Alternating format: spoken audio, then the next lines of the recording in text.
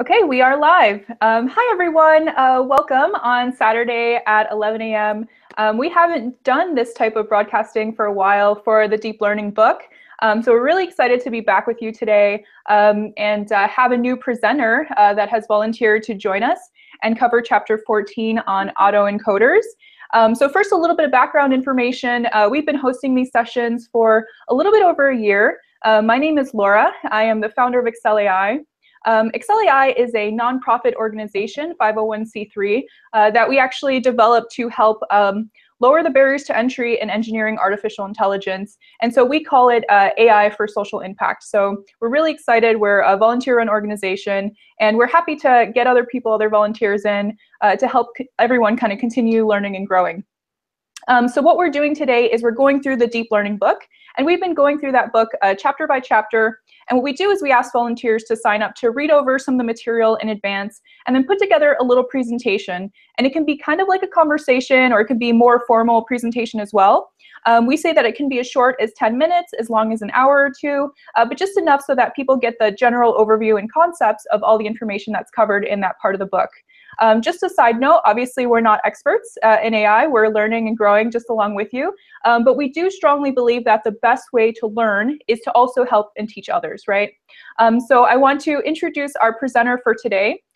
Today we have Ashish Kumar, and he is a software consultant and a serial entrepreneur and also a code mentor. So we're really excited to have him join us, and I'll have him say hi to you now. Hi, everyone. And do you want to give us a little more background information on yourself? So, hi, I'm a consultant. I work on various online platforms, helping other startups build their product, mostly MVP. I also am an ML, machine learning, deep learning enthusiast. I present on various meetups on AI, machine learning. I also train developers in various technologies. So feel free to reach out to me on anything technical. So, yeah. Great, thank you. And so today we'll be having you cover Chapter 14 in autoencoders. And would you mind sharing your screen for us for the presentation? Sure. Thank you. And I want to remind our viewers that we do have the live chat going here in the background. So if you have a question at any point or you want to add to the discussion, we do highly encourage this to be a more interactive session. So please feel free to say hi in the chat, post some information about yourself, and then also ask questions. If you have an answer to something as well, we highly encourage you to please interact and also give feedback there in the chat thread. So whenever you're ready to start, Ashish. Okay, thank you, Laura, for the introduction. And hi, everyone. My name is Ashish, as I already introduced myself. I'm going to talk about Chapter 14, Autoencoders of the Deep Learning book. And the slides I'm using are by Ike, who already has done a presentation similar to this in the previous meetups. And let me get started. So, just a brief introduction about autoencoders. An autoencoder is a very important component of deep learning, which comprises of encoder, hidden layer, as well as decoder. So suppose there is a image of say 28 cross 28 pixel size. We need to be able to encode the image, extract what is there in that image, and then decode it back to the origin to what it was given as input. Now, this use case is very much required for image classification or identifying out of set of images which image has got a particular kind of entity in it. Maybe identify whether an image has a dog or a cat. Let me go through this in detail now. So the aim of an autoencoder is to learn a representation or probability density function for a set of data, which is useful to figure out the underlying structure of data set. Now, what it basically means is you are given an input image as shown in the diagram. you pass it through certain layers of um, certain layers of neural network, create a compressed representation of it. That's where you try to figure out what was there in the original image, and then decode it back to or reconstruct the input and get back the image. Now, whatever your finding was in the hidden layer or in between the encoder and decoder is where you actually do feature extraction. Is where your feature extraction engine lies. Now, let us go into the theoretical definitions of autoencoder. Now, autoencoder is a neural network that is trained to attempt to copy its input to its output. It's a neural network which copies its input to output, but the magic happens in the hidden layer. So it has a hidden layer, we represent it by H, that encodes the input layer X.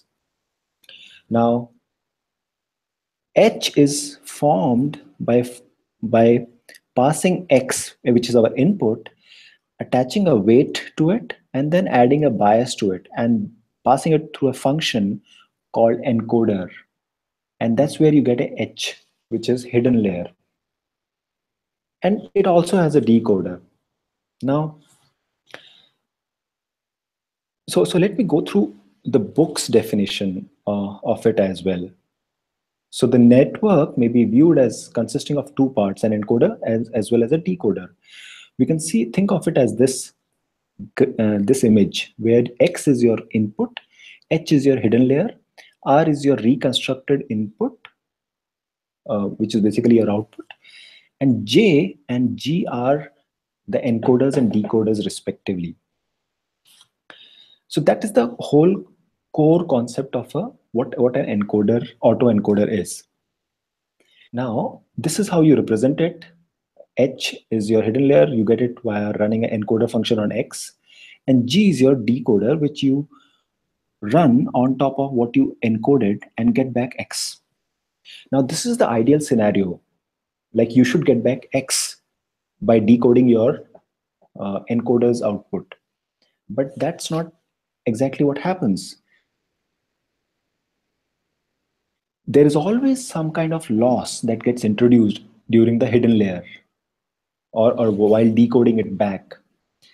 And that we'll study it later on, but the reconstructed output or reconstructed input is not exactly same as the original input. So let me just read out the point that is mentioned here. Autoencoders are restricted in ways that allow them to copy inputs only approximately, and so it is forced to prioritize which aspects of the input should be copied, which can be great for feature extraction. Now,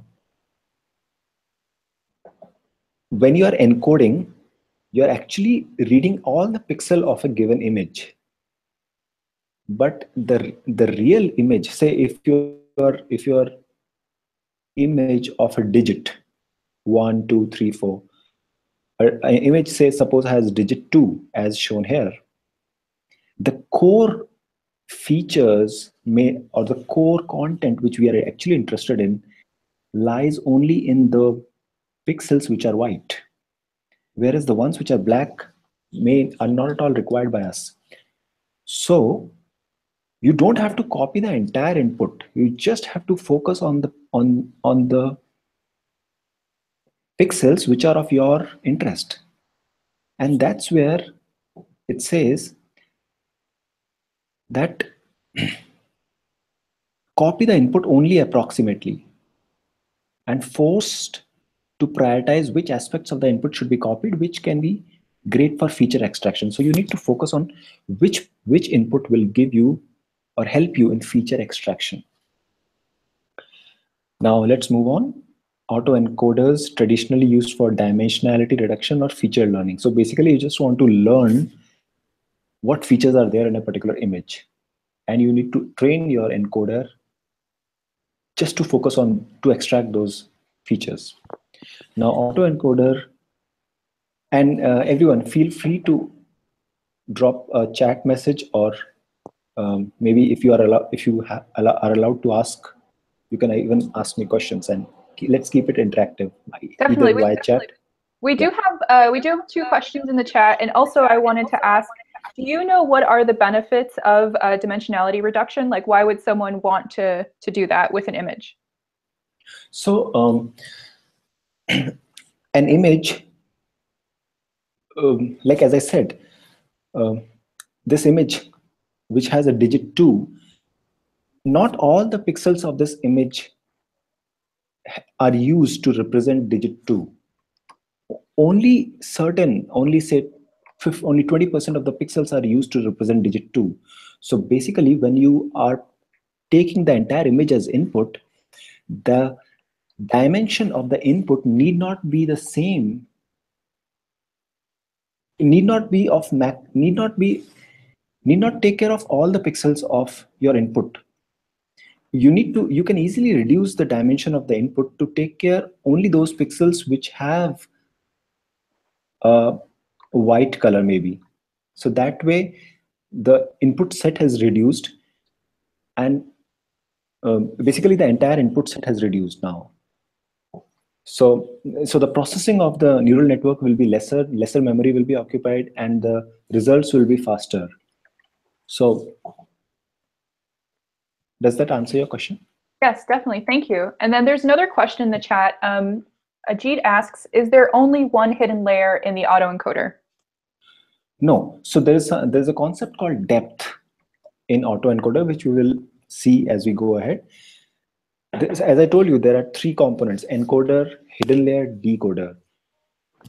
Each component has multiple depths, so you can have multiple layers in depth is nothing but number of layers. So you can have multiple layers of multiple layers in your encoder, multiple layers in your hidden layer, multiple layers in your decoder. So yeah, and the more the layer, the more accurate is your feature extraction. Great, thank you. Thank you. So let's move on. Autoencoder can be considered a special case of feed-forward network and can be trained with similar techniques like mini-batch gradient descent. They're also trained for recirculation. Now let me quickly explain what is a feed-forward network. So feed-forward network is, so a neural network has input and goes through a hidden layer, and then you have an output. Now the direction of flow of information happens from left to right. Now feed-forward neural networks are those neural networks where the information or the direction of flow of data happens in one direction only. From input, you go all the way to output. You don't come back. Whereas in other networks, wherein there is something called as back propagation, you get the output and then you loop it back to the network to reprocess or to relearn, to make the neural network relearn. But that is not the case in feed forward. It just feeds the data forward via the network. So just a clarification on that. Let's move on. Now we'll now understand what are the various types of autoencoders. This is a theoretical concept, but we'll also go through the documentation in the book in parallel. What is a so first one is called undercomplete autoencoder. Now we'll always keep this image in mind, which is input, hidden layer, and decoder. So or undercomplete autoencoder. Undercomplete autoencoder is one in which the dimensions of hidden layer is less than the dimensions of the input layer. So the number of neurons in the hidden layer are lesser than the number of neurons in your input layer, which is as shown in the diagram. But let me see. So now, we are typically not interested in autoencoder output, but the hidden layer. As I said earlier, the entire magic happens in hidden layer. So we need to make sure that hidden layer is intelligent enough to learn from the input. So here we are representing it with H. Now, hidden layer is typically constrained to smaller dimensions. layer, which is called undercomplete. So undercomplete autoencoder is one in which the dimension of hidden layer is lesser than the dimension of input layer, which is simple. Now, why is that? This forces the autoencoder to capture only the salient features.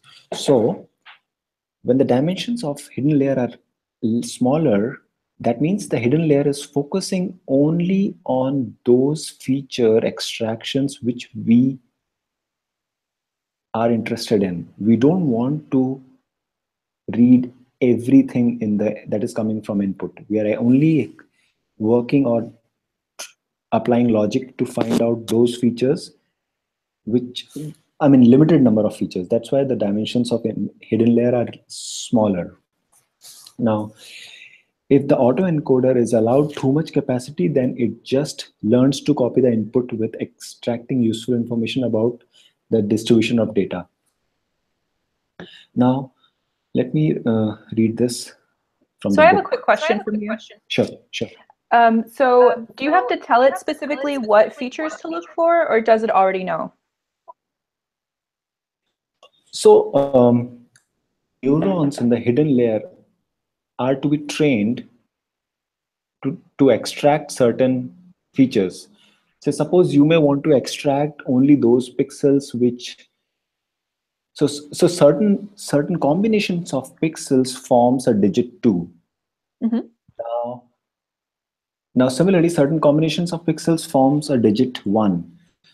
So these are, so identifying whether it's a 1 is one feature. Identifying whether it's 2 is, it's not a feature, it's like it's one, it's a digit which your neural network can identify.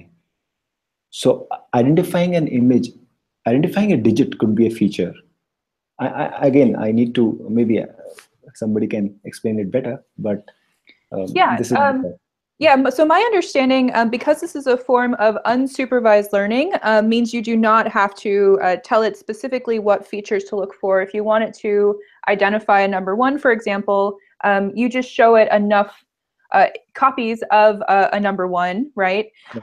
Or pictures of a number 1, and then it learns through exposure what are the features that make up the number 1, right? And based on the digits and the pixels within that image, right? Because it reduces them all down, all the pixels, to a 0 or a 1, right? So if it's a feature that you want it to look for, that you want it to recognize, then it would label that as a 1. And if it's a feature that you don't want it to recognize, it would label that as a 0. So if you go back to that picture where it had the black and the white, so everything in the black would be reduced down to a 0, right? Labeled as a 0. And then everything in the white that makes up the 2 would be labeled as a 1. And so this is how the autoencoder recognizes, what are the features that make up this number 2, right? It's everything that has the number 1 there that shows, okay, this is a property that I'm actually looking for. So the same thing happens, like if you're trying to get a neural network to recognize a face, right? You show it enough images of a face and it starts to find a pattern that makes up what a face normally looks like, right? It says, okay, here are the edges that I can find within this image that make up eyes, right? And that make up a nose and that make up a mouth. So it doesn't like recognize the entire face itself, but it learns to put in ones for the places that are very common in faces, right? So where the eyes are, where the nose is, where the mouth is. And that's how it starts to develop that idea of what features those are the important features that it gets out of that hidden layer when it reduces it down. Right. So basically it identifies the pattern from a given data set. That's correct. Yes. Cool. Thank you. Yeah. So yeah, moving to the next autoencoder called regularized autoencoder. Now, autoencoders with hidden layer with dimensions equal or greater than the input are called overcomplete. The previous one was undercomplete, but if the hidden layer has greater or equal to the input layer, it's called overcomplete. So regularized autoencoders provide the ability to train an architecture of autoencoders successfully, choosing the code dimension and the capacity of encoder decoder based on the complexity of distribution to be modeled. Let me go through the book definition about it. So it says, ideally one can train any architecture of autoencoders successfully, choosing the code dimension and the capacity of encoder-decoder based on the complexity of distribution to be modeled. Regularized autoencoders provide the ability to do so. So basically a regularized autoencoder can train any architecture of encoder successfully.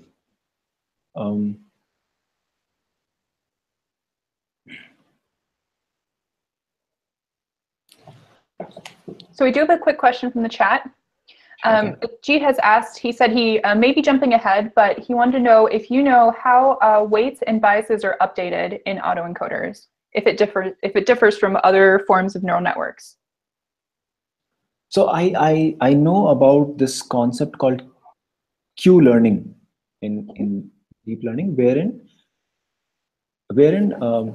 a player in a game learns from mistakes. So I'm not sure if that is the right context, but so there is an equation in that wherein the output depends on input into a weight plus a bias, and it was like self-learning. It was a loop coming back to the network.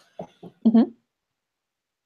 Now I think so that was like self-learning. It becomes better by learning itself.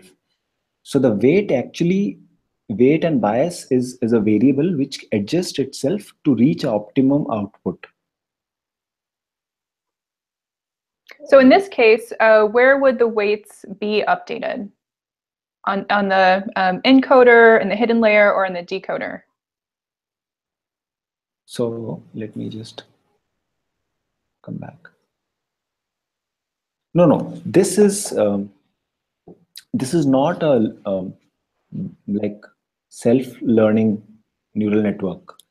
This is a feed-forward. Autoencoder is a feed-forward neural network. Mm-hmm. So this equation, sorry, not this one.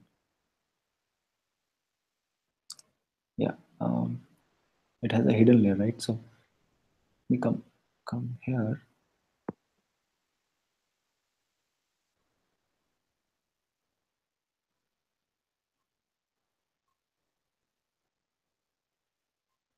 So there's this concept of autoencoders may also be trained using recirculation. What is recirculation? So you recirculate the output back to the input, back to the network. So right, and so that's just like backpropagation, right? Right. Yeah, like just the opposite of feed-forward network. And so does backpropagation update the weights? So I'm not sure if that is the Q learning has updation of weights, which is it learns, the agent learns on its own a game and adjusts the weights and biases to make the output better or play better than the opponent. Mm-hmm. And do you think the same thing is happening here? I think I'll study that more and come back with a better response. But yeah, right now, probably I'll find why this bias is mentioned here. Okay. So, weights in a neural network are usually referring to the strength or amplitude of the connection between two nodes, right?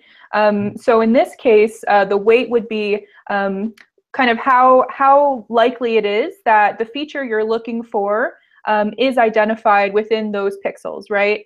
Okay. So if you're going from one node to the next and you're looking at a specific area on an image, the weight is going to be what tells you if the feature you're actually looking for is represented within those pixels of that image. So in that case, if you do apply backpropagation, you would send all that information back to, through the hidden layer again, and it would update those weights to tell you that, whether it was accurate or not when you reassemble your image through the decoder as well. Okay. Okay.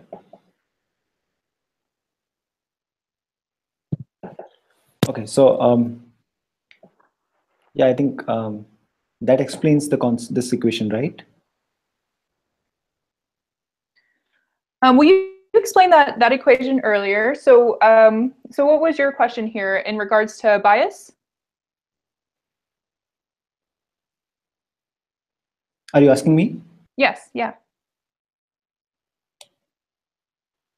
No, the bias is basically kind of a noise that gets introduced, and you add a bias to nullify that in order to um, reconstruct the original image, original input while you are decoding.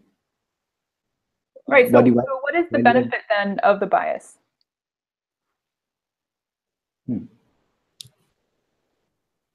Sorry, see, we are right now talking about hidden layer output. So Right. you basically, bias is something which, so there was this equation in sparse autoencoder where you, so this one, where you add a um, penalty Mm-hmm. in order to nullify the noise that gets introduced. Yes. So I was just thinking maybe that can be similar to bias. Yeah, definitely. Yeah, but I'm not sure why bias is here. So what's the benefit of adding noise when you're trying to do dimensionality reduction and trying to find specific features in an image?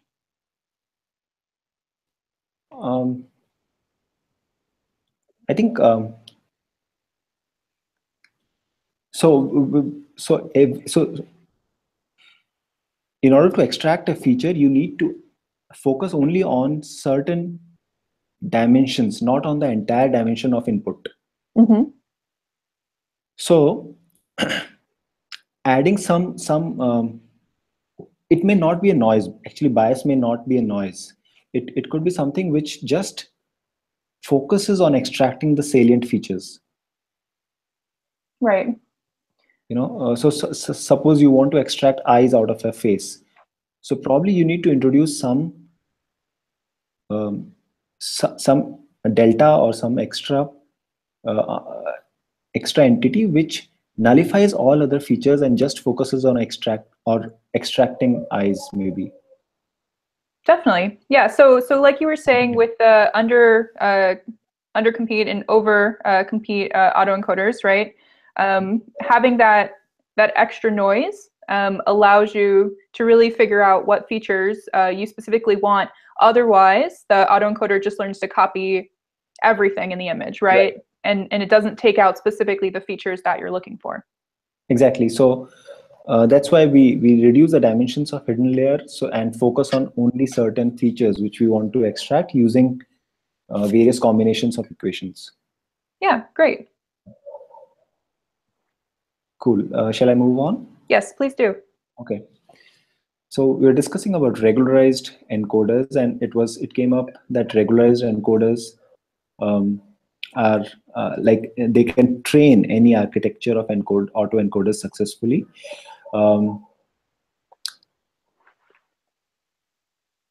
So in regularized autoencoder, you can choose the code dimension. So basically, a regularized autoencoder would choose the correct dimension and the capacity of encoder and decoder based on the complexity of distribution to be modeled. Depending on what the neural network is doing or what exactly is the use case, regularized autoencoder would be able to, what I understand is, update the encoder decoders, um, maybe the dimensions of the code dimensions and the capacity of encoder decoders.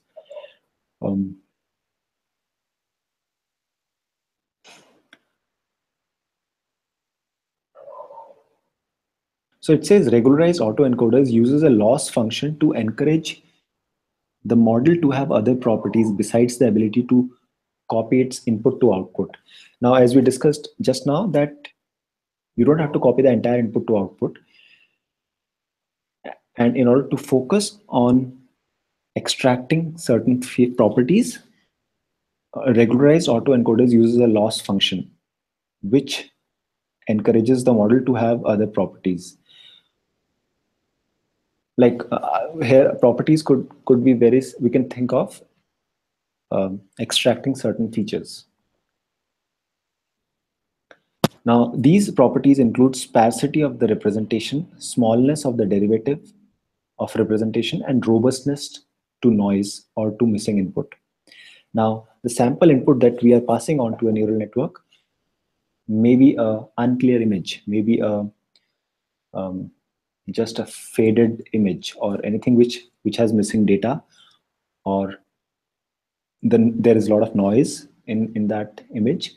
Now, what regularized autoencoder does is it adds a loss function which nullifies these things.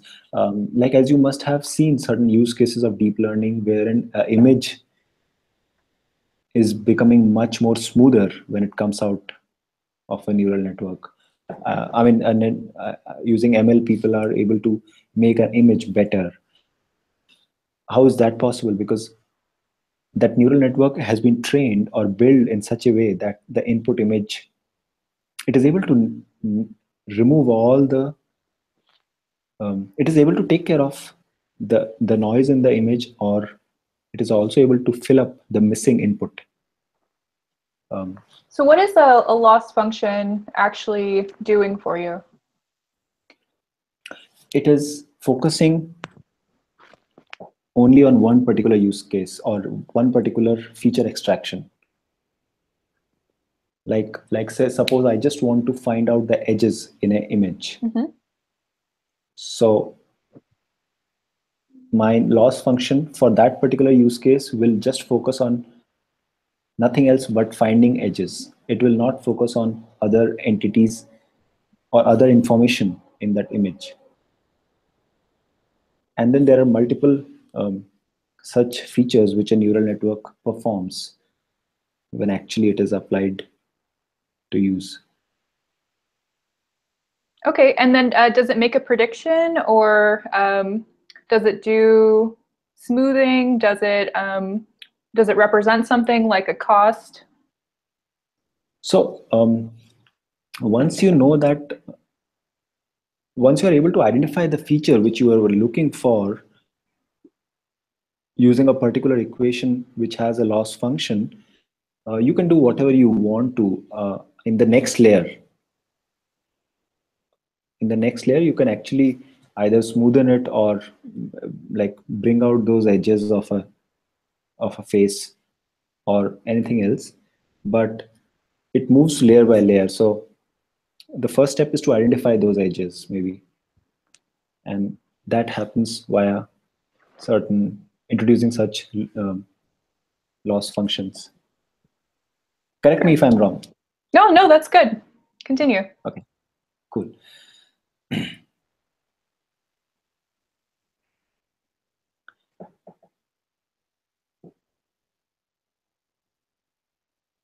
Now,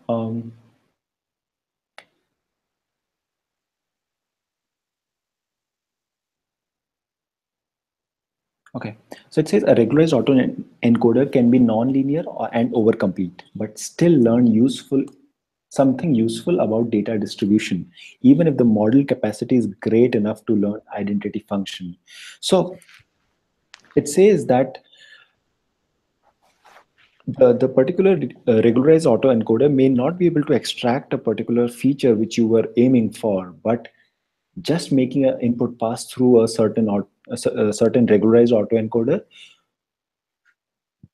may give you certain information which you can use in other or at a later point of time.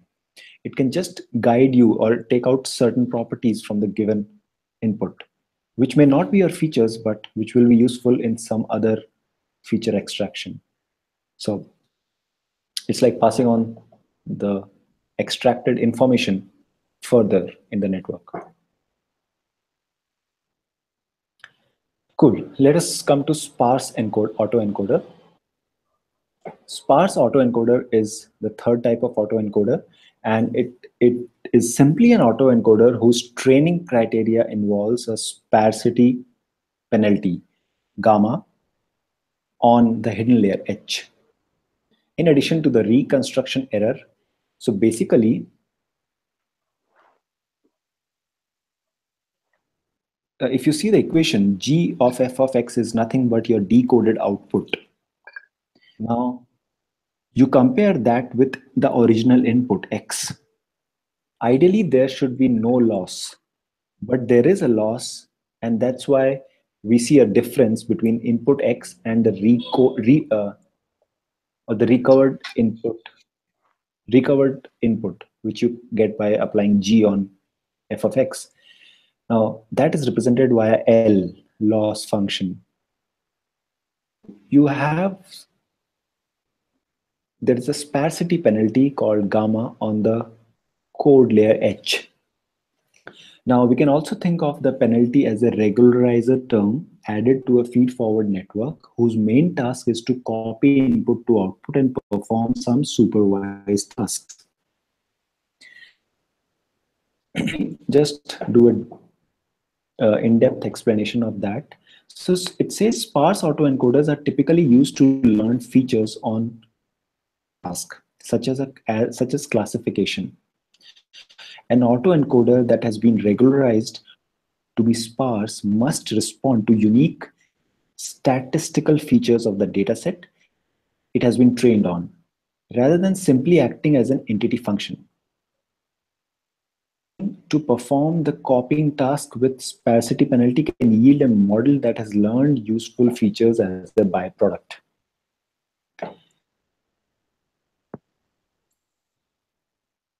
So now, so basically this penalty gamma is, sorry, this penalty omega is a regularizer term added to your feed forward network.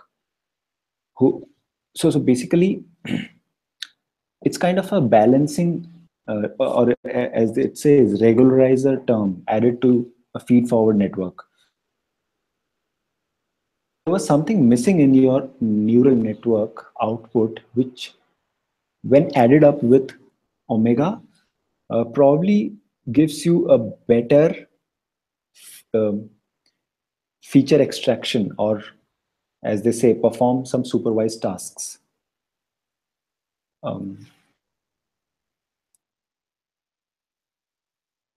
Maybe Laura, if you can add something to it, it'll be great.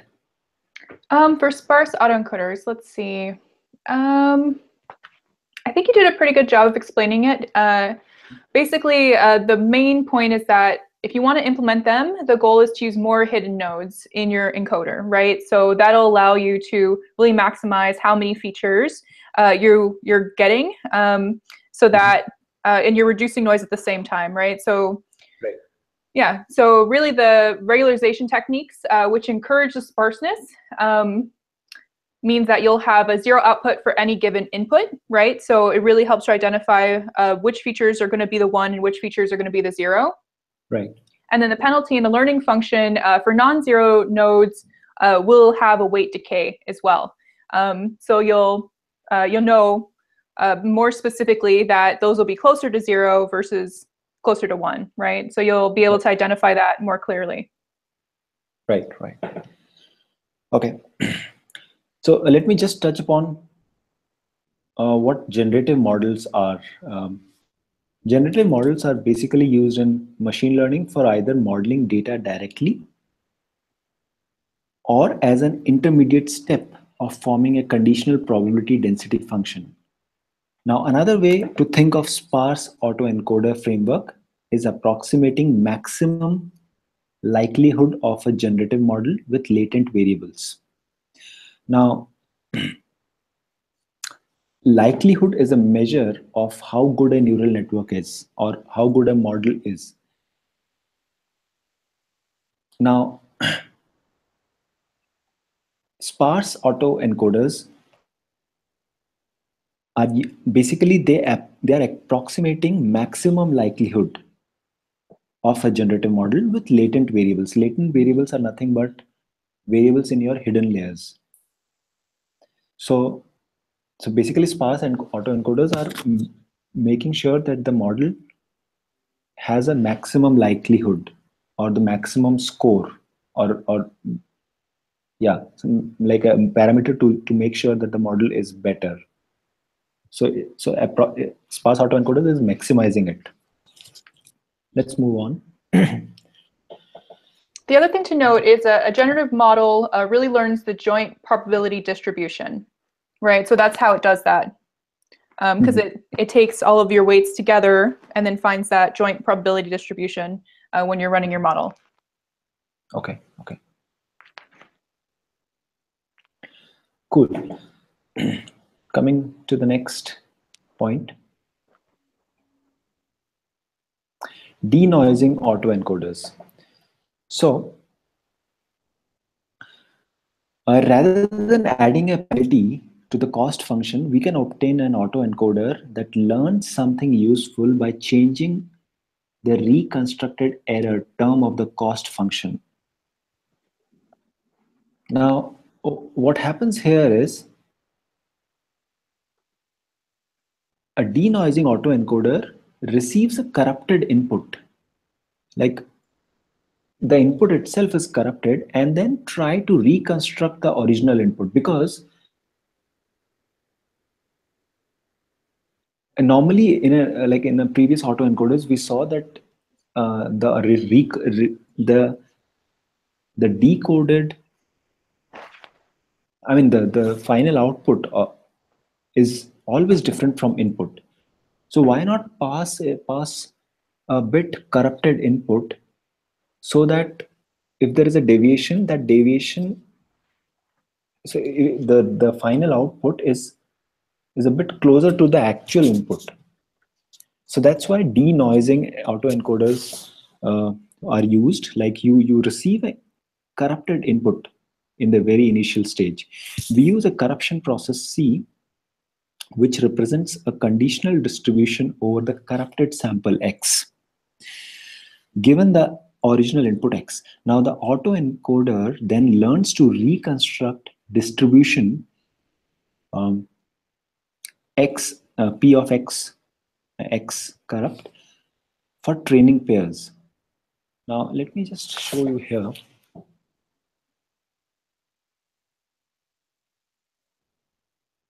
Now, so this is the function using which we judge a autoencoder's performance, maybe.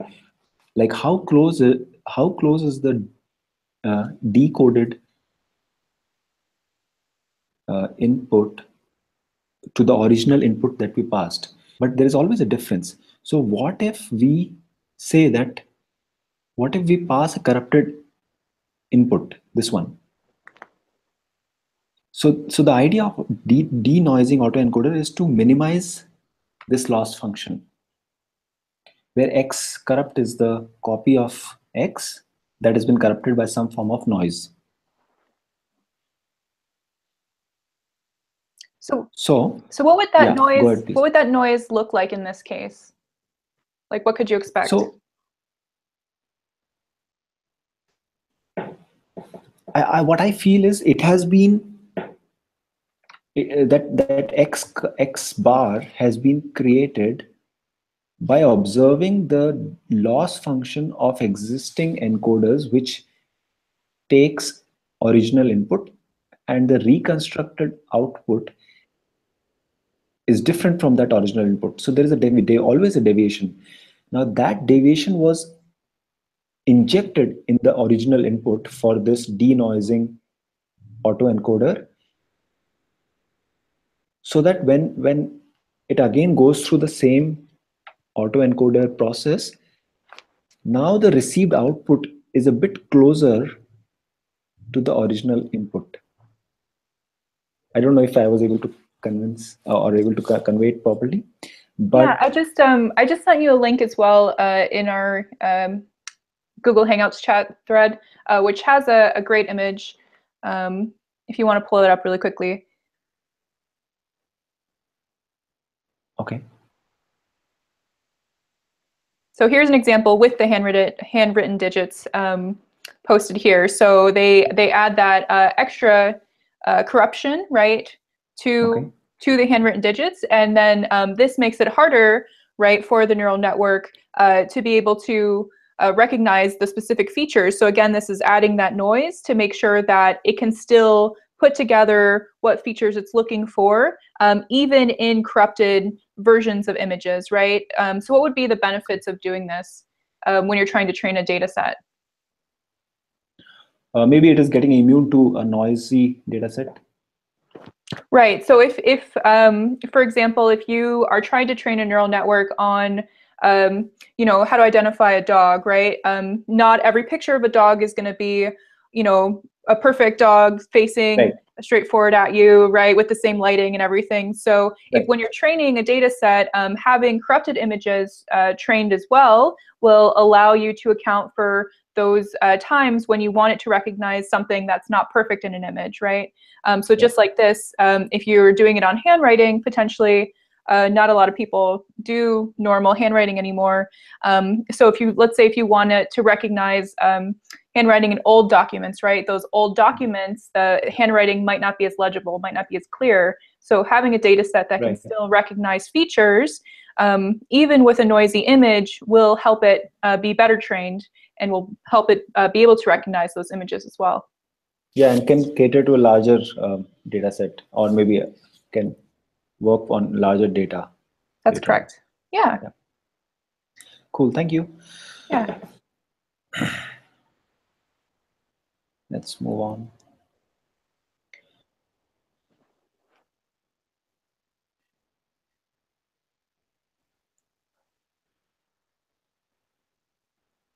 Okay. Yeah, so that was denoising autoencoder. Let us see what is regularizing by penalizing derivatives. So in the sparse autoencoder, we saw this equation wherein we are adding a gamma or a penalty to the to a network, hidden network. But now, when you say regularizing by penalizing derivative, we're actually adding a gamma, but the definition of gamma is different. Here it's a derivative. So this forces the model to be immune or invariant to slight changes in the input vector. Since this only applies to training example, it forces the autoencoder to capture useful information about the training distribution. Let me see. So basically what they are doing is they're adding derivative of x. So this forces the model to learn a function that does not change much when x changes slightly. So even if there's a variation in x, the model doesn't. The model does there's not much change in the output. Autoencoder regularized in this way is called contractive autoencoder, CAE. This approach has theoretical connections to denoising autoencoder, manifold learning, and probabilistic modeling. Okay, so yeah, when you add a derivative penalty, then your model becomes immune to minor changes in input x. So that's what regularizing by penalizing derivative is. Let's move on. So let us learn these concepts of representational power, layer size, and depth.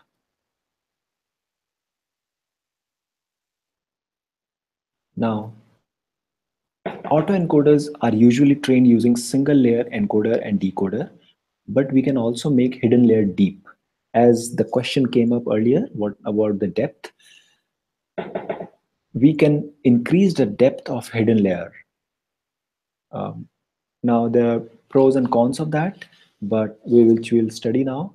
Since the encoder and decoder are both feed-forward network, they both benefit from deep architecture because the data is moving in one direction. So the depth of hidden layer will, or the depth of encoder decoder will benefit all both encoder as well as decoder. The major advantage of deep architecture of feed-forward neural network is that they can represent an approximation of any function to an arbitrary degree of accuracy.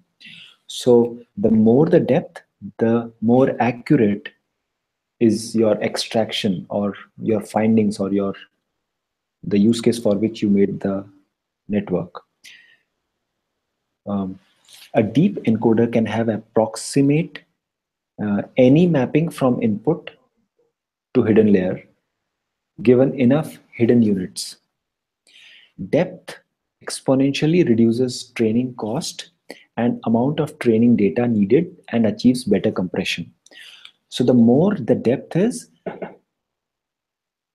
the more intelligent your network is becoming with lesser data. You don't have to train it with much data. So the training cost reduces, amount of training data required is lesser, and you get a better compression as your data moves through these layers. So yeah, a deep autoencoders yields better compression with corresponding shallow or linear autoencoders. A common strategy for training a deep autoencoder is to greedily pre-train the deep architecture by training a stack of shallow autoencoders. So we often encounter shallow autoencoders even when the ultimate goal is to train a deep autoencoder. So what it says is, in order, so one is to train a deep autoencoder. Other approach is to train multiple shallow autoencoders. What I feel is, what this says is, you can club all the shallow autoencoders together, and which ultimately becomes a deep autoencoder.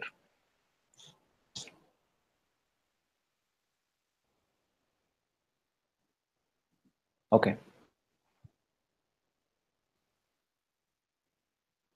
Yeah, feel free to ask any questions or just interrupt me, or yeah, what's the benefit of having a deep autoencoder versus a shallow autoencoder? So it's about how accurately you want to extract a feature. Suppose you are analyzing a face data set, so you would like to know what is the color of the eyes, not just the edges of the eyes. You may want to know more about the exact, like maybe you may want to identify the person's, like where does the person comes from by just extracting his or her features, like facial features. So in that case, you need a higher precision of the features that you're extracting, is what I feel. And then do deep autoencoders, are they just extra hidden layers, or do they stack autoencoders one after another? See,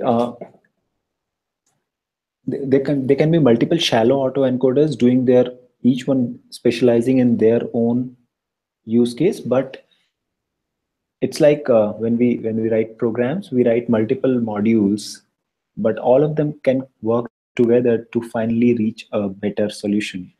So shallow autoencoders could be many services. They're doing their own task, but they can all club together in a sequence, and ultimately, which can be called a deep neural, which can be called it as a deep hidden layer, and the ultimate result can be more accurate than what it was having limited hidden layers. Definitely, thank you. Yep. Cool. Now, this is something I found it a bit confusing to understand. Stochastic encoders and decoders. So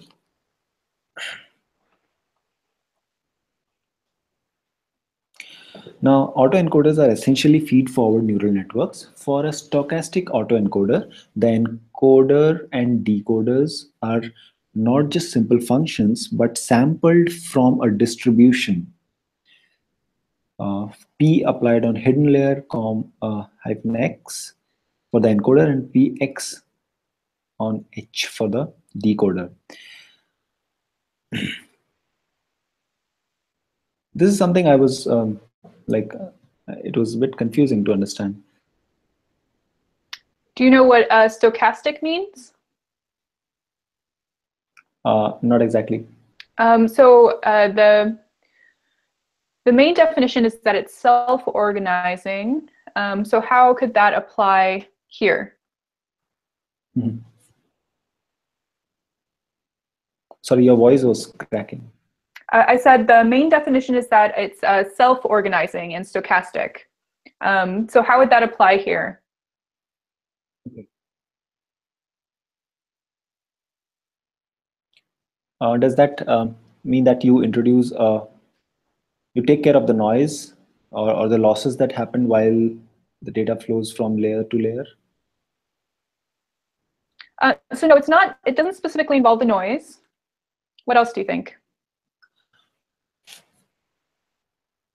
The loss that happened while the data passes from one layer to another. Does that get regularized in this? So it isn't specifically regarding the loss either. So are you familiar with the term stochastic gradient descent? I mean, I've read about it, but I don't know the exact detailed definition. Yeah, what's your understanding of stochastic gradient descent? So there was this curve where you calculate the gradient descent that like how does the gradient changes? I'm clueless about it actually. Okay, yeah, that's no problem. So really the point is to smooth out your curve, right? So you're trying to find what is the when you're doing like a stepwise function, right? You're trying to smooth out your curve and find the lowest possible minima with stochastic gradient descent. So in that way, when you're using it with encoders and decoders, you also want to make sure that you're again finding the lowest amount of possible loss. And so the point of all these different features that you're applying here is really to make sure that you're just making your model more accurate, right? And you're minimizing the loss and you're improving efficiency. Does that make sense? Yep. Yep. So as they say, as this description says that you're actually minimizing the negative log likelihood. And again, the autoencoder, you are minimizing log P of decoder. So, yep.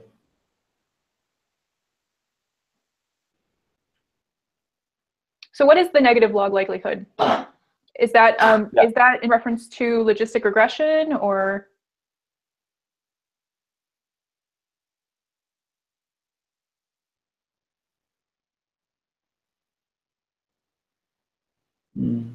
It says something about Gaussian distribution. Mm-hmm. We usually use linear output units to parameterize the mean of Gaussian distribution if x is real valued. In that case, the negative log likelihood yields a mean square error criteria. Similarly, binary x values correspond to Bernoulli distribution. I'm clueless about this. So. Okay, well that's no problem. We can continue. Cool.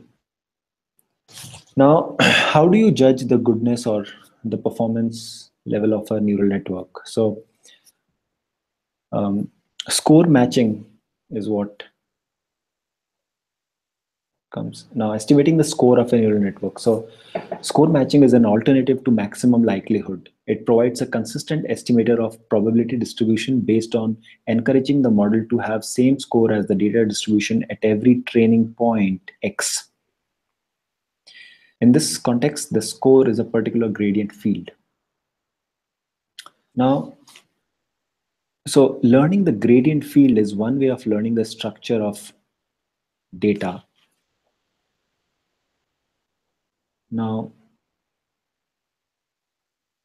so what would scoring models do for you?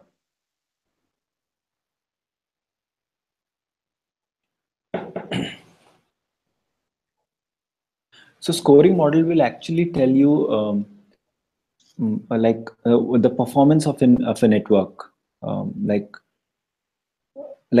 as the maximum likelihood tells you how a pro, how how accurate the feature extraction is coded in a neural network. Similarly, score matching will tell you like what's the score of this network when it comes to detecting a feature in a training data. And then would you compare that or cross-validate it with other data sets?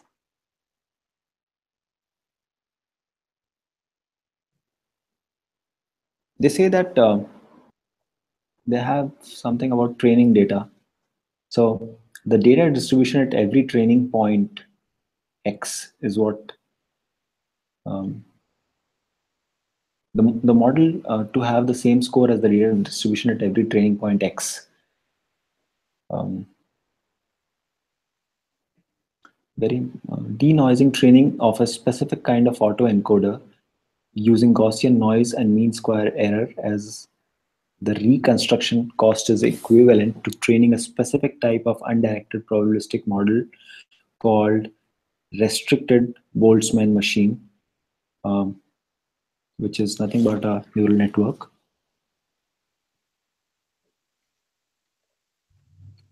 Are RBMs a type of autoencoder? They're a basic neural network, like just another neural network. Okay, we do have a question from the chat as well. Timo has asked, Sure. Does anyone know what the training objective, for example, the loss function, is for the layers that you pre-train? What is the training purpose of loss function? The training objective, right? For example, the loss function for the layers that you pre-train. So with every layer you extract, you move towards your goal of detecting the feature or extracting a feature. Now, when you have a loss function, it is for a purpose to identify one particular feature. Like it may be identifying digits in a handwritten images. So your loss function will focus on detecting the numbers in that image. Like, please correct me, Laura. No, that's correct. What are some other uses as well of these autoencoders, other than feature extraction or dimensionality reduction? There was one use case for information retrieval, wherein you can actually retrieve information out of a given data set. Okay, so when you say information, are you talking about like trends or what kind of information? Concepts of when you extract information out of data mining, like there's huge data and you want to extract meaningful information. That's when you can actually train these autoencoders to maybe if you want to analyze pattern in a certain data, when you're like related to domain of data mining. I read it somewhere, so you can actually do information retrieval in the area of data mining using autoencoders. Okay, and then how about compression? Do you think that that could use autoencoders? Yes. So again, you can have a like you can you can you can compress your data in images as well, right? So maybe even in data hiding, we can actually train the neural network to identify um, kind of encryption, wherein you are injecting data into images and then recreating those or extracting that injected data out of images at the decoder end. So yeah, I mean, we can use it for compression as well as information retrieval as well. So is it just for images, or could you use it to compress other data, like music, for example? Yeah, so everything that you can break down into input neurons, like even music, we can have in terms of um, like it's a sequence of data, so which can be represented as a sequence of data and then passed on to the network, Great. or a sequence of bytes or something like that. Basically, we just break down the entire data into um, some kind of a structure uh, which can be coded on a unit basis. Great. Do you want to go on to the next section? Yep.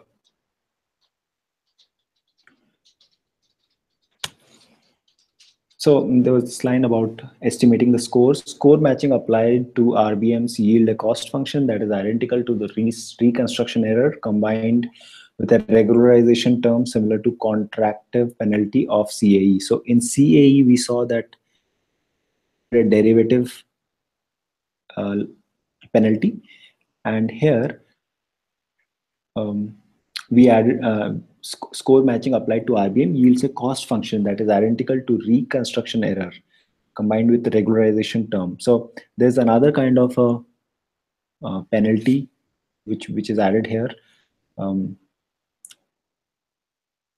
again to make the network better, um, or like to reduce the losses, or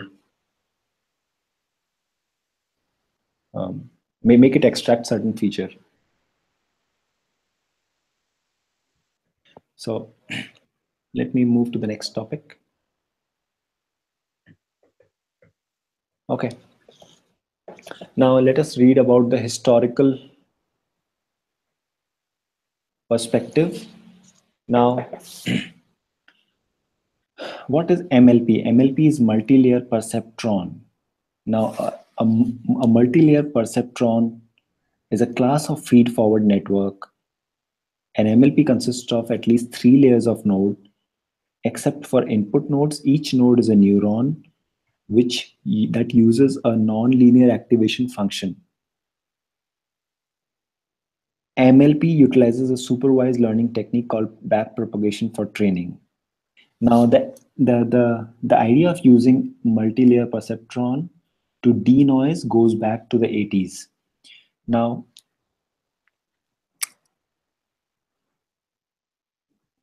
this is just a historic perspective of how the neural networks or denoising has evolved. So it says that MLP is a neural network which on which denoise was applied even in 80s. So denoising encoders are in some MLP trained to denoise. But the term denoising autoencoders refers to a model that learn not only to denoise its input but also learn a good internal representation.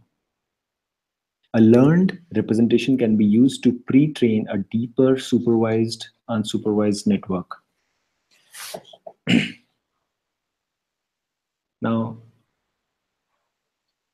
the basic idea is it is just talking about how denoising has been used for quite some time on multi-layer perceptrons, which are nothing but feed-forward networks and has 3 layers of nodes.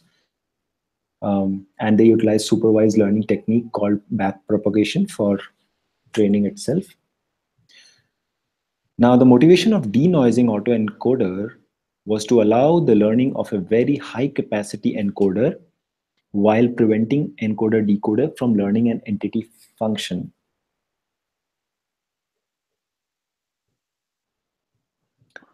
High capacity encoder. So what's wrong with it learning the identity function?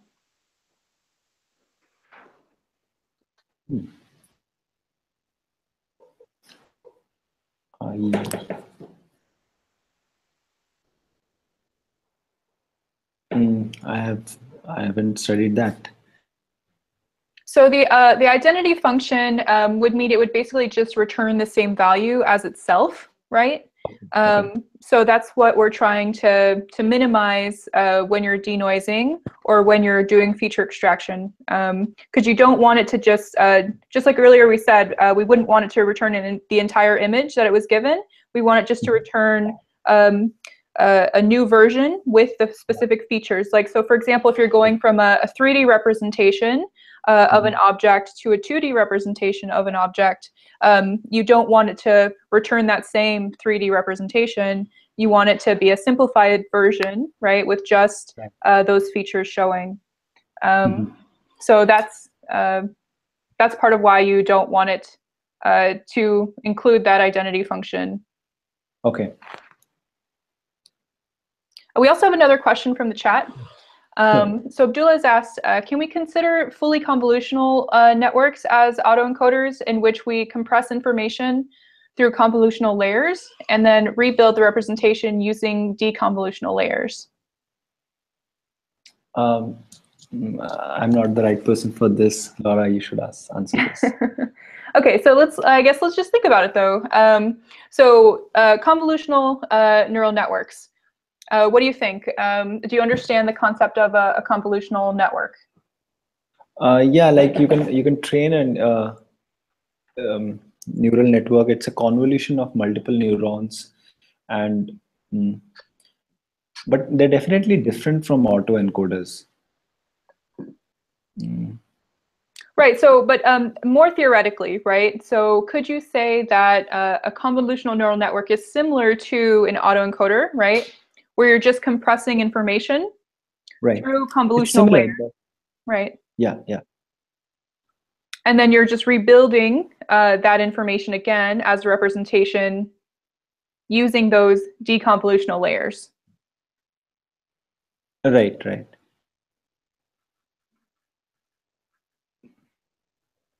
So, okay. I mean, does that answer his question? Yeah. So yes, the answer is yes. You can think of it that way, but more is happening behind the scenes in convolutional neural networks that doesn't happen in autoencoders. I think convolutional networks are not just feed forward. I think they do utilize backpropagation, so that would be a main difference. Okay. Fine. Now, let me come to the next topic. Learning manifolds with autoencoders. Autoencoders exploit the idea that data concentrates around low-dimension manifolds or a small set of such manifolds. Machine learning algorithms exploits this idea only insofar as they learn a function that behaves correctly on the manifolds, but that may have unusual behavior if given an input that is off the manifold. Autoencoders take this idea further and aim to learn the structure of the manifold. So basically, autoencoders are good at understanding the manifold. Now, so some machine learning algorithms they behave correctly on the manifold, but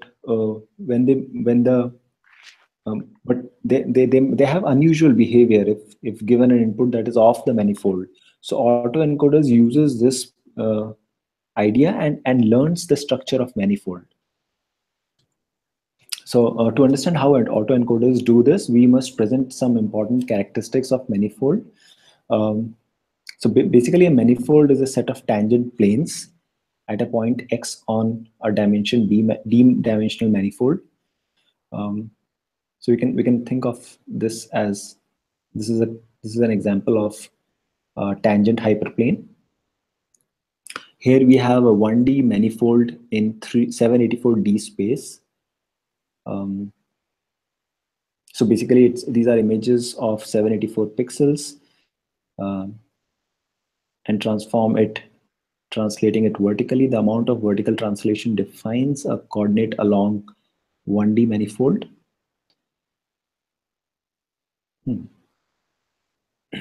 So basically, the autoencoders they understand the structure of manifold better.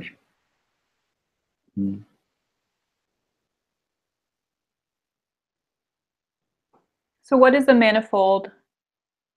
You know, in reference to like a data set.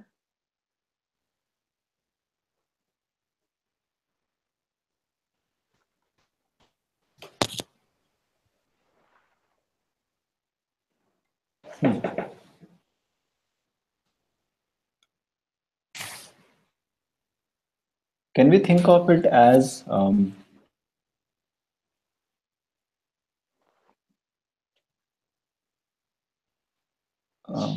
maybe the core characteristics of the feature?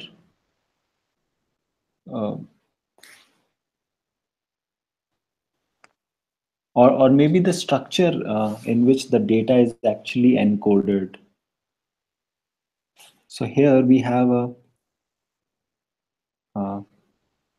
manifold in 784 dimension space. So we have a 1D manifold. So basically so there was a 784 so image is like 28 cross 28 pixels size, and you get 784 pixels if you represent that image in an array, or 784 and units.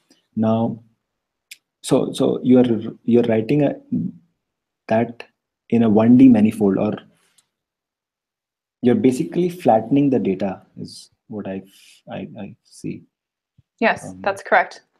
So you're just going from you know, if you're looking at a 3D coordinate plane, right, or a 4D coordinate plane, you're going to go down to a one-dimensional coordinate plane, right? You're trying to flatten, like you said, all that data down into a single space so that it's easier to identify features and patterns.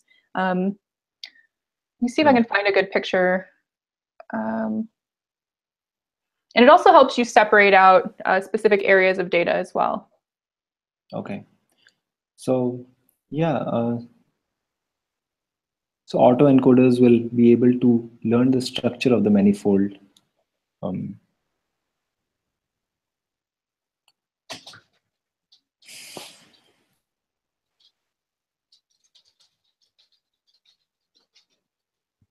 So it'll be able to know like what area of space it takes up. Is that what you're saying?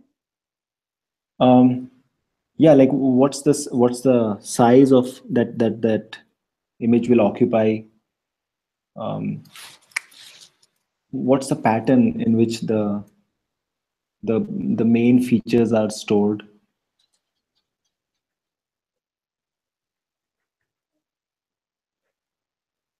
And it talks about a tangent line.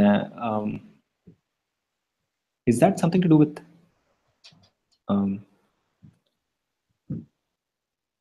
tangent plane touches the manifold exactly at that point and is oriented parallel to the surface of the point. This plot shows a few points along this manifold.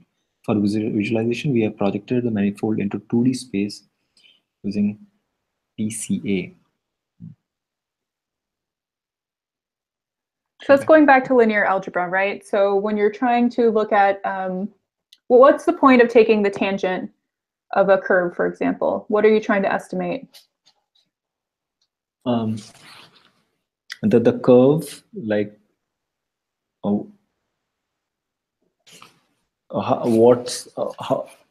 like when you take identify how much is the curve bending, that's when you find the tangent. Right. So why would that be beneficial in this scenario? Maybe if you have to identify the orientation of multiple orientation of multiple entities with respect to each other. Yeah, so if you're trying to find maybe the distance between 2 points, being able to figure out exactly where a feature is on a plane or coordinate.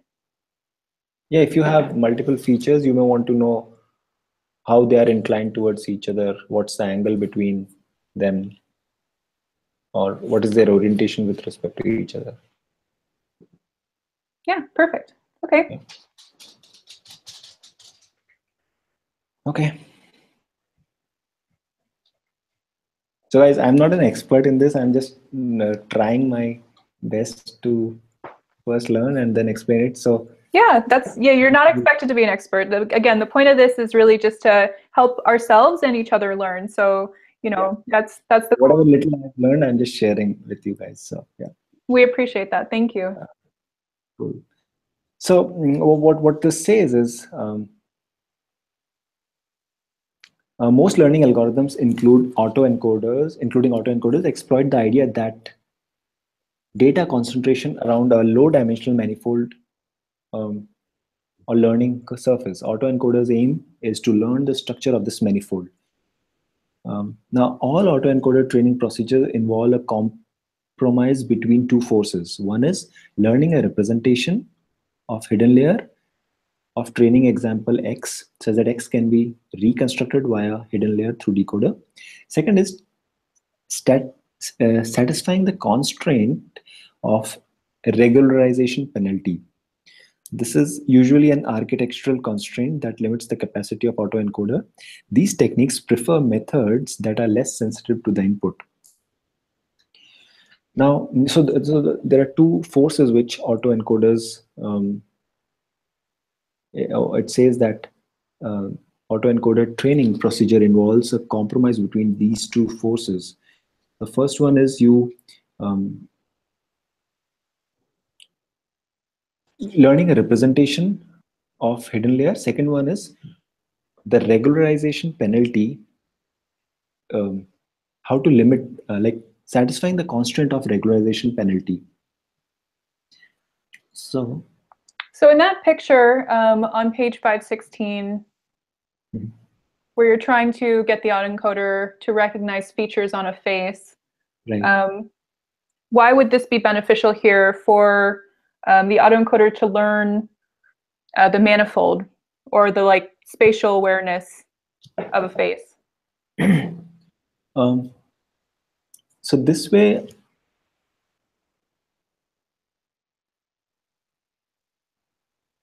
okay, so if you see the image, the face is, the eyes of the faces are like either the person is looking on the left or the right, and depending on his the angle at which his eyes are, the images are placed in the 2D.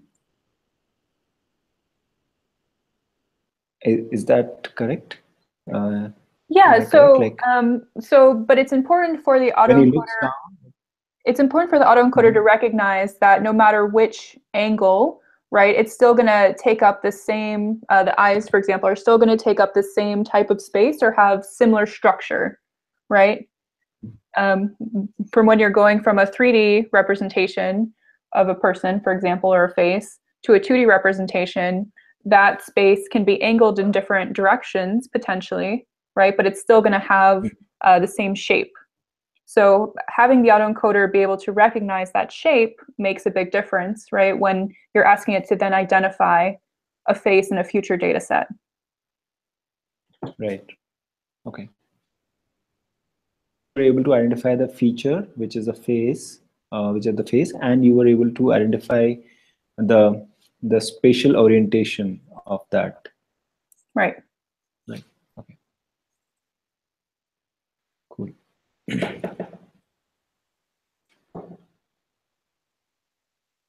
Now, learning manifolds with autoencoders is like the autoencoder can afford to represent only the variations needed for reconstruction.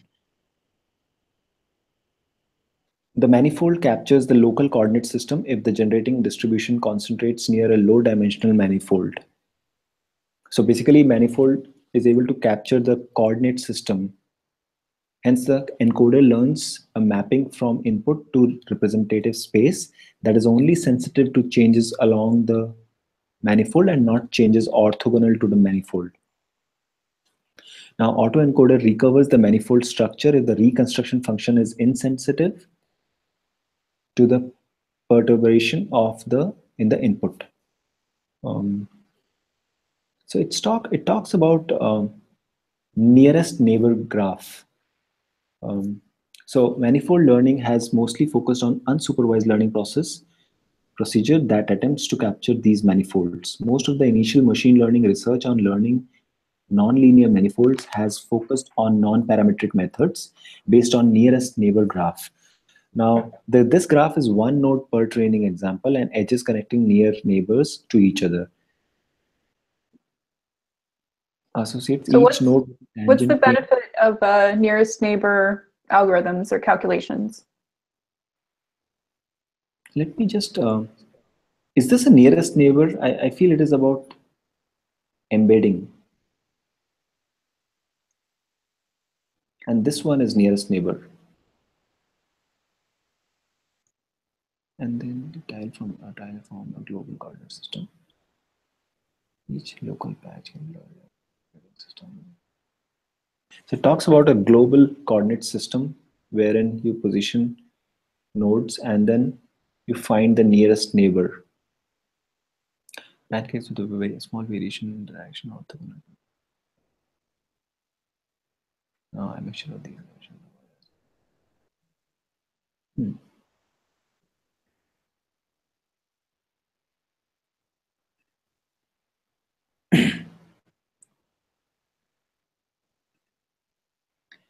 How a manifold can be tiled by a large number of locally linear patches because the Gaussians are flat in the tangent direction.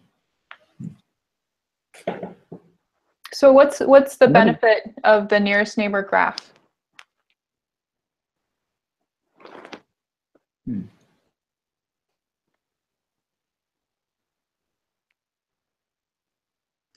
I think I didn't went into much detail while researching this.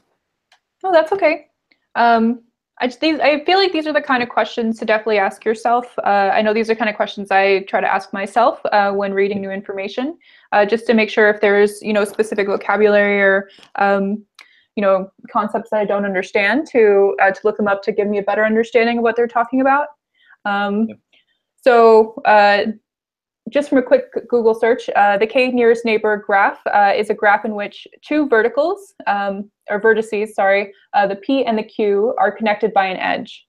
If the distance between P and Q is among the kth smallest distance from P to the other objects from P, in that way, the nearest neighbor graph is a special case of the K, N, and G, namely, it is the first nearest neighbor graph. So this just gives you a better idea of the shape again of the manifold that you're trying to identify.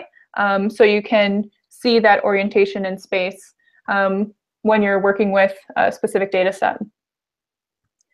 So it'll allow you to see like which nodes are closer to one another versus which nodes are further away. So when we flatten the given data using autoencoder, like we talked about flattening the given data, does that, like, how does nearest neighbor comes into picture? That's a good question that I'm not 100% sure about. Let's see. Yeah, because we talked about flattening it here, right? We talked about manifold. Right. Because manifolds are basically, we just represent a given data in one linear array form, and then that becomes our input, which goes to the input of the neural network. But where do we store the? I think we don't we already know that which pixel is near to which one when we are converting a 2D image into an array by the positioning of those array elements. We know that these pixels are near to this other array index. But if you're converting between different dimensions, though, and it's, just because Again, it's it's a matrix, right? If you are representing a 3D image or a 3D image, it's a right. or the position of elements in the matrix or array tells us the position of pixels. So we can identify which are the near. So suppose a 2D image is converted into an array, we already know that 1, 1 is near to 2, 1 in the image. But when that pixel is converted into an array, we can find the index of the array for those corresponding pixels. But after it goes through the hidden layers, will that still be 100% accurate? Because if you're going from, let's say, a larger matrix, right, and then you reduce it down to a smaller matrix, and then you try to reassemble it back again, are those still going to be correlated, do you think? What I was thinking was it just takes those, like it knows, it maintains the index. The hidden layers maintains the index of the element. It 10 array elements, you pass on only 5 in the hidden layer, but those 5s, they know there is a mapping which is stored. What was the index of so and so pixel in the original input, and then when you reconstruct it, the same index is reached. I mean, the value is updated, a value is changed, but the index positions should remain same, because that's how you should you recreate. That is like just a thought. I'm not sure that is the correct way. Yeah, that's something I'm not sure about either, honestly. I don't know if an autoencoder actually does store that information when it's doing compression or not. I have no idea. So anyways, let's move to the next topic, contractive autoencoder. Now, a contractive autoencoder introduces a regularizer on the hidden layer. There is a connection between denoising autoencoder and contractive autoencoder. In the limit of small Gaussian input noise, the denoising reconstruction error is equivalent to the contractive penalty on the reconstruction function. So basically, we saw contractive autoencoder somewhere earlier where there was a derivative thing. Yeah, here. So we introduced omega on the hidden layer, which was similar to sparse autoencoder, but it was a derivative of, it was a derivative. So this forced the model to become immune or invariant to slight changes in X. Now, what it says is, a contractive autoencoder introduces a regularizer on the hidden layer, which is nothing but that omega, which was a derivative on input X and hidden layer. Now, denoising autoencoder, again, we saw earlier that there was a introduction of so in denoising, you receive a corrupted input as input. So what the image that you showed me with which had noise in the handwritten digits, that was that was a corrupted input sample. So this contractive autoencoder introduces a regularizer on the hidden layer. There is a connection between denoising autoencoder and contractive autoencoder.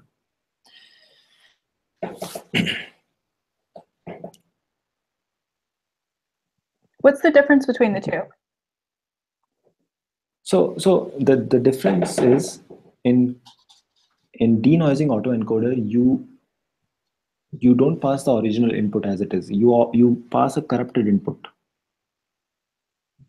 So the model is getting trained to cater to a corrupted data set as well, and still identify the features out of it.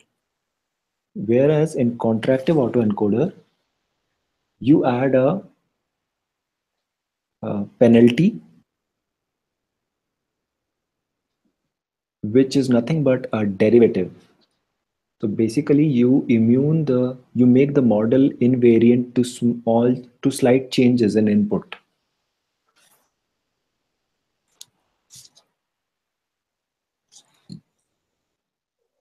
I mean, the two like definition wise are different.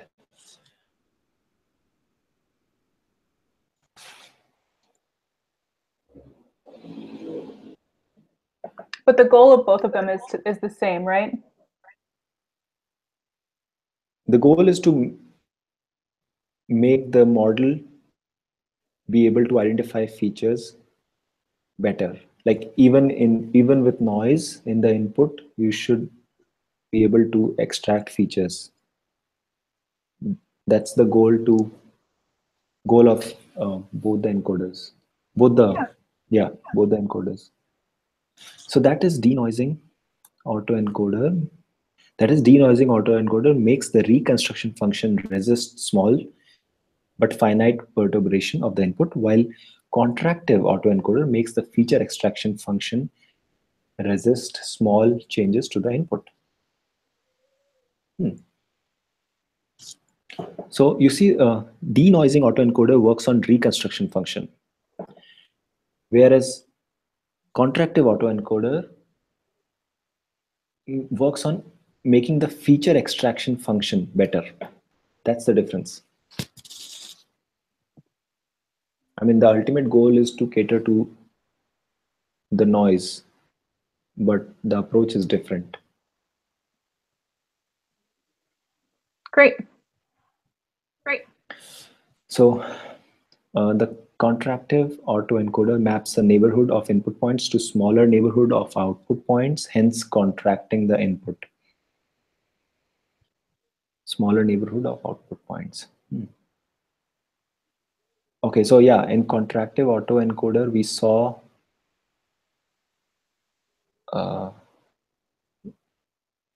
that there was noise in the sample input. And the idea was to map the neighborhood noisy input points to smaller neighborhood of extracted output points. Basically, nullify the noise in the image, the input image, and just focus on the feature extraction. So could this also be related to what we were talking about earlier, where if you have a specific location for each feature that you're looking for in the beginning, when it's going through the encoder, and then after it goes through the hidden layer and it comes out in the decoder, are they mapping the input to the output? I think it is more to do with the image. Yeah, this image in denoising.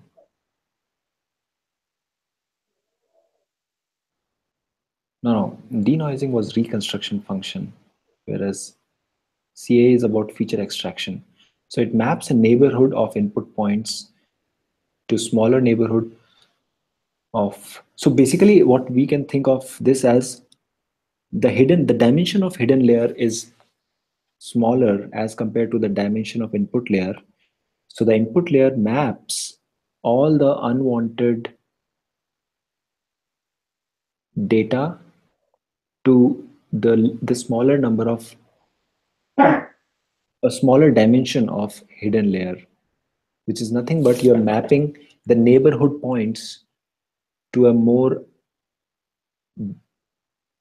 apt. So it's like instead of having 10 neighborhood 10 points scattered in the same area, you just pick one of them with the highest brightness maybe, and use that as a point to use that as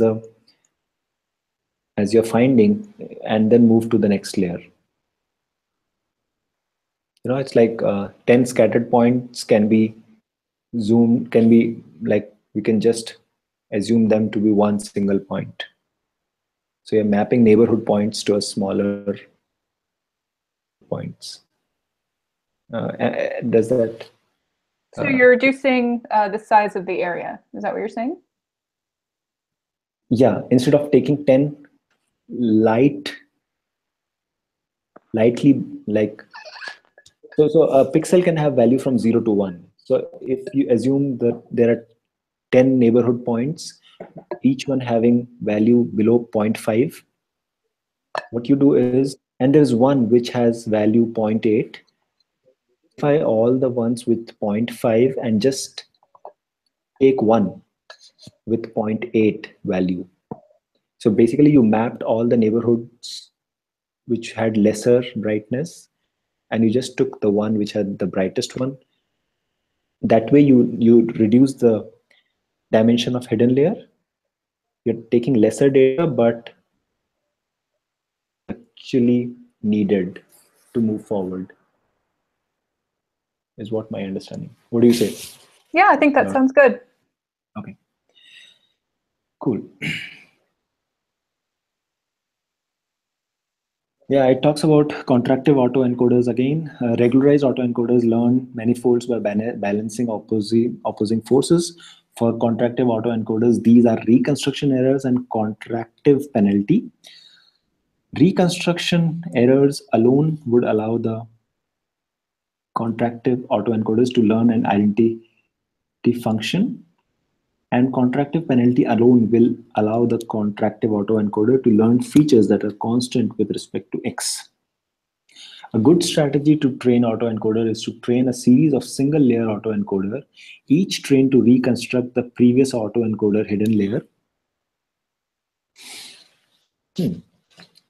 A good strategy to train autoencoder is to train a series of single layer autoencoders, each trained to reconstruct the previous autoencoder's hidden layer. Okay, so basically you can train multiple autoencoders which has a single layer.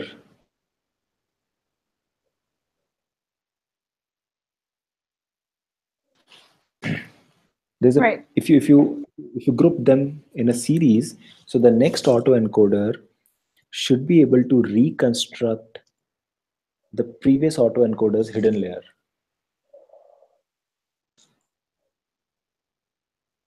And the composition of these autoencoders form a deep autoencoder.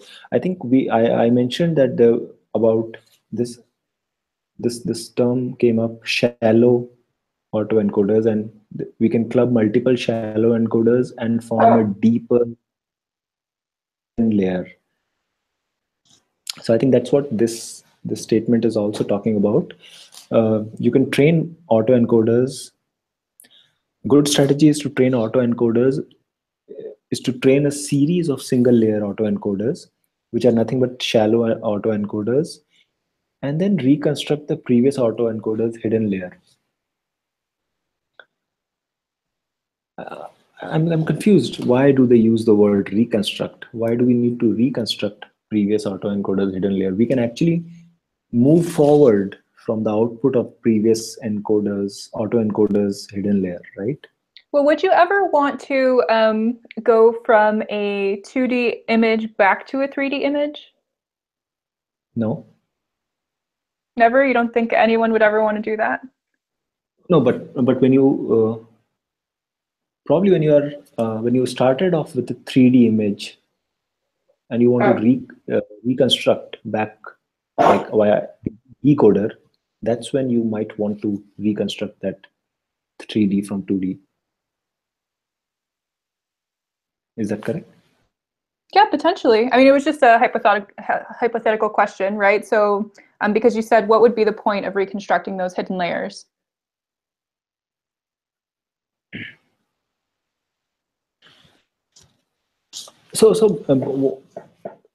What my point is, we always flatten the input and then pass it on in the input layer. And that flattened is already 1D, one dimensional. Right.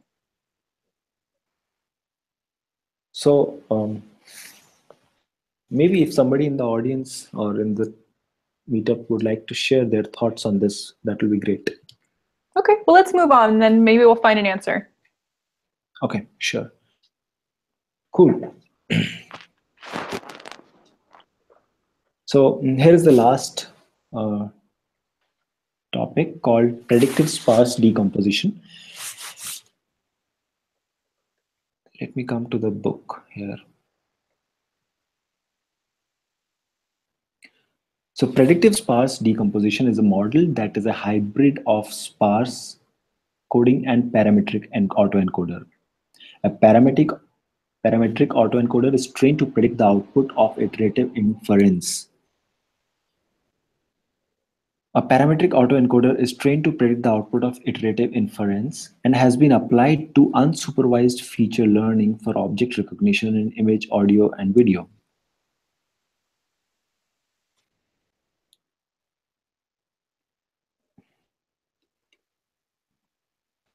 The model consists of an encoder fx and a decoder g of h that are both parametric. During training, h is controlled by the optimization algorithm. Training proceeds by minimizing this equation. Okay, so basically predictive sparse decomposition is a combination of sparse sparse coding and parametric autoencoders. A parametric autoencoder is trained to predict the output of iterative inference. So it has been applied to unsupervised feature learning for object recognition in image and video.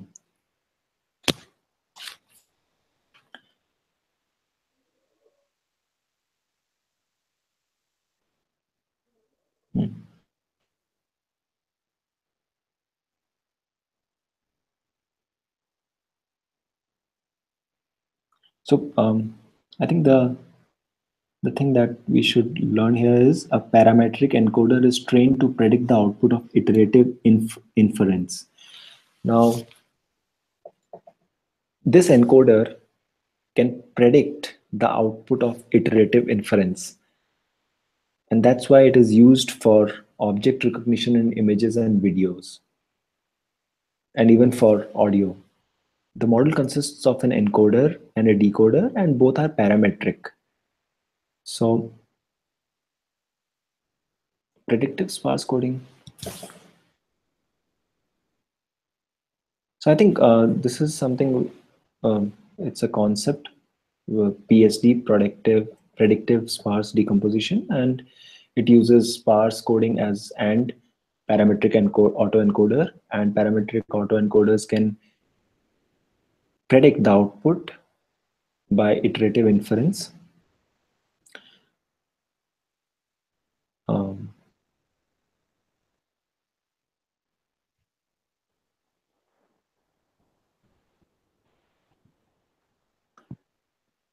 And it seems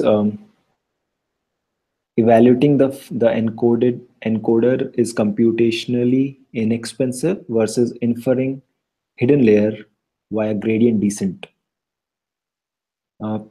Predictive sparse decompositions can be stacked and used to initialize a deep network.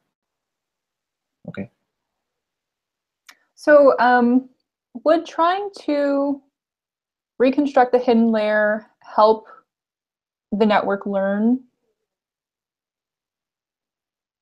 But it's not back propagation, right? So right, it's not backpropagation. the training procedure used by PSD is different from first training a sparse coding model and then training FX to predict the value of the sparse coding features. The PSD training procedure regularizes the decoder to use parameters for which FX can infer good code values. I think it is about feature extraction depending on the parameters that come along. So here is a parametric autoencoder. The parametric encoder is trained to predict the output of iterative inference, and the encoder as well as decoders are both parametric. So here we need to understand what exactly a parametric encoder is.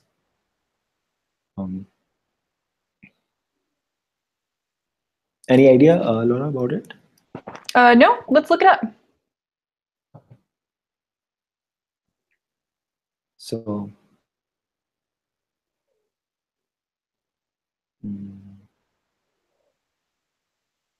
it's for encoding a multi-channel audio signal.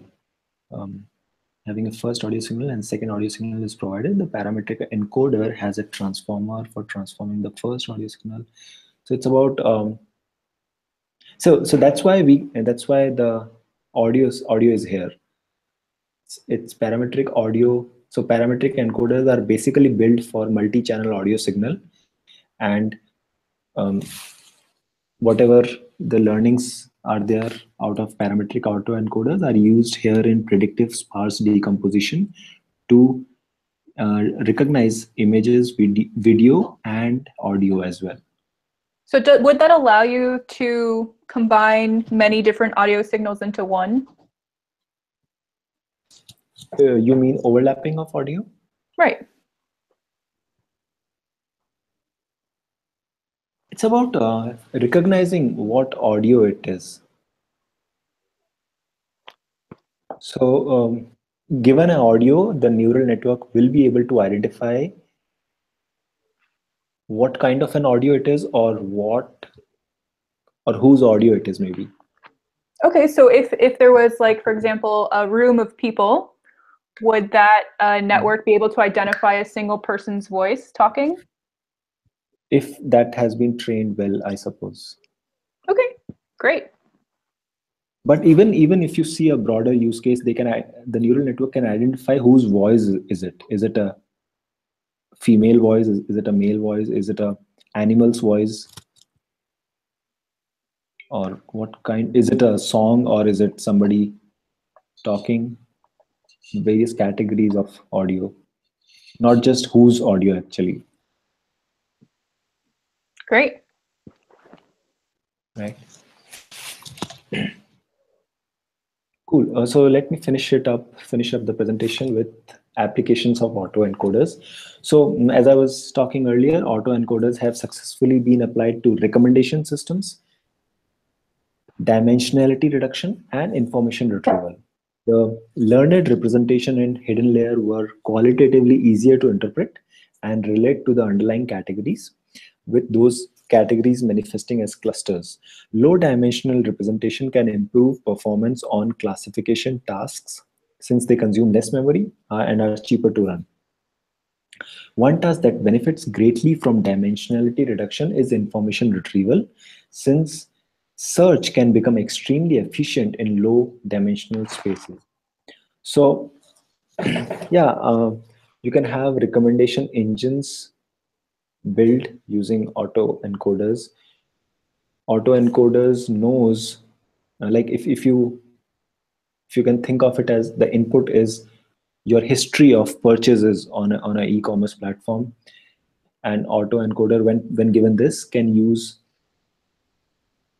its own data or some other logic to come up with all the possible your maybe something of your interest depending on your history of usage,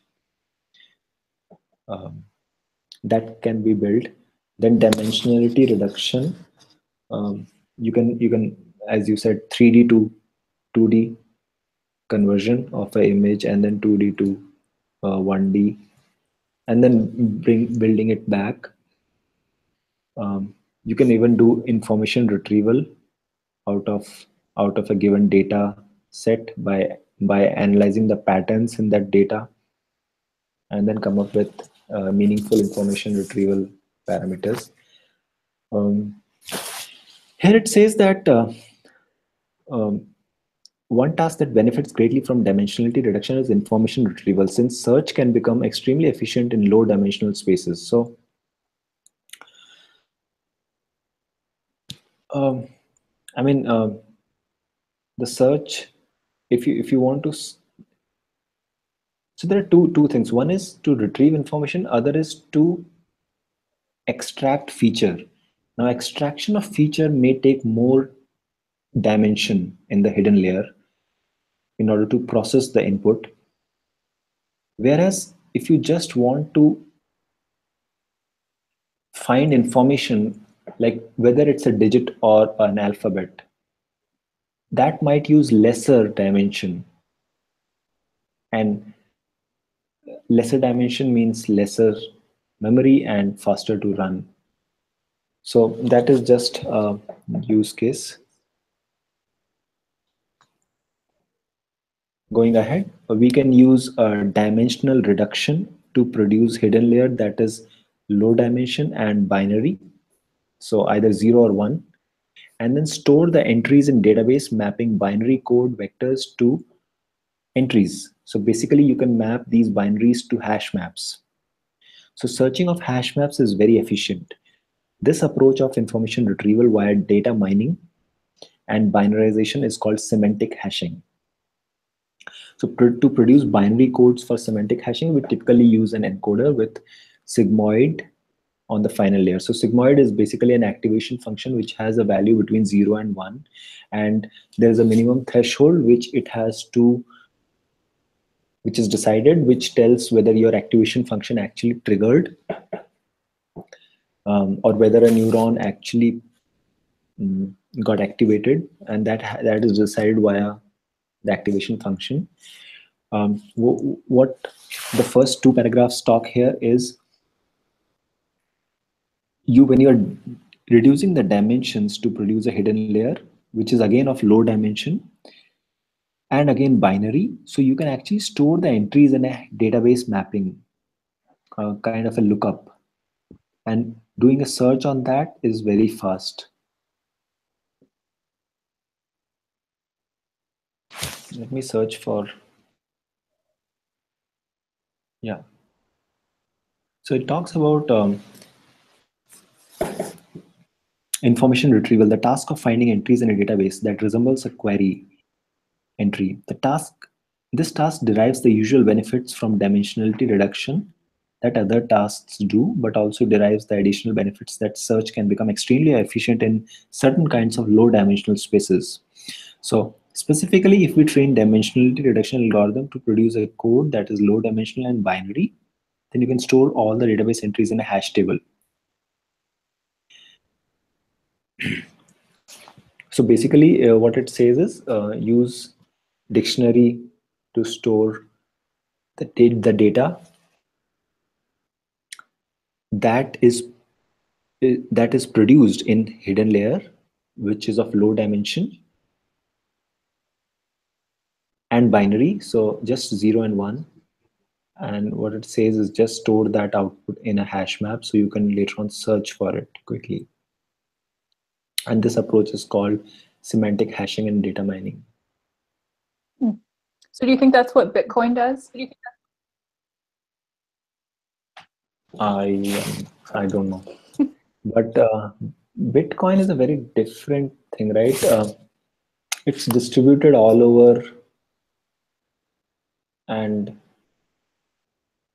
what do you think Bitcoin uses to store a particular address? Like It's all scattered around the globe, right? So, Yeah, but they do semantic hashing as well, okay. because it stores the location that it's coming from, and then that way you have a full record of every transaction that's occurred. So that's also stored in dictionaries as well. But then, what kind of autoencoder does that information first goes to, so that you come up with this hidden layer output, which you actually store in I hash don't map? think I don't think that you necessarily use autoencoders when you're producing or mining Bitcoin, but I think you could apply it. I don't think it has to be applied. Right, but then there should be a universal autoencoder, right, for that, Yeah, you would which think is so. adopted everywhere. There should be some standardization or uniformity to come up with that address after hidden layer. That's true. Or maybe they have some different approach. I don't know. So yeah, that was my presentation. And please feel free to put up your questions or thoughts. I'll see the chat now. Do you want to put up your last slide so people can get your Yeah, information? yeah, sure. So thank you, Laura, for letting me be a speaker. And this is my contact. I'm a technical speaker as well, so as well as consultant to other startups. So feel free to reach out to me. Laura, do you see any questions? No, there weren't any other questions in the chat thread. So we do want to thank everyone for joining us today. This was actually a much longer session than we've had in a while. So we went a full 2 hours, which is amazing. So I want to really thank Ashish for sticking it out for that long. Most of our other volunteers, decide that it's too complicated, or they don't necessarily want to go through the thought process right along in all these like little areas. So I really appreciate that, Ashish. Thank you for sticking it out and being very honest about what you don't know and what you haven't quite looked up yet, because I think that that's a very important part of learning, and growing is really identifying and being able to admit what you don't know. So and I think that also helps others understand that like no one, we're not experts, right? There are very few actual experts in artificial intelligence. So being able to say like, hey, yes, this is something I don't understand and I'm going to continue to look it up and learn is incredibly valuable for everyone. So thank you for taking the time to read the material and put together a presentation for us. Thank you. Yeah, and thanks for all of our audience for joining us and for asking questions as well. Just as a reminder for anyone that joined us late and didn't see the beginning of the session, so this is brought to you by Excel AI and the AI and Deep Learning Enthusiasts. Excel AI is a 501c3 nonprofit organization trying to lower the barriers to entry in engineering artificial intelligence. So we have sessions like this, just study sessions where we go through different course materials and books and readings. Obviously, we're covering the deep learning book here. We just go chapter by chapter. It's all volunteer run. So if you're interested in doing a presentation or learning more, we do say that the best way to learn is to also teach others while you're learning. So it really helps identify, again, a lot of holes in your own knowledge base that might help you. And these sessions are always good for me too, because I always find more and more things that I don't know and understand while I'm going through it as well. So if you would like to sign up, there is a link both on our meetup group, that's the AI and Deep Learning Enthusiast meetup, but then also at the bottom of this YouTube description as well. So it's a presenter sign-up form, which is an Excel spreadsheet. If you want to just put your name and email next to the specific chapter that you would like to present. And even if you want to cover a previous chapter because it's something that you still haven't quite gotten a good understanding of, even if we've covered it before, I'm happy to host it again with you online. So just reach out to me and let me know. So thank you again, Ashish, and thank you everyone for joining us. And we'll call it a day. Yes. Thanks, everyone. Bye. Bye.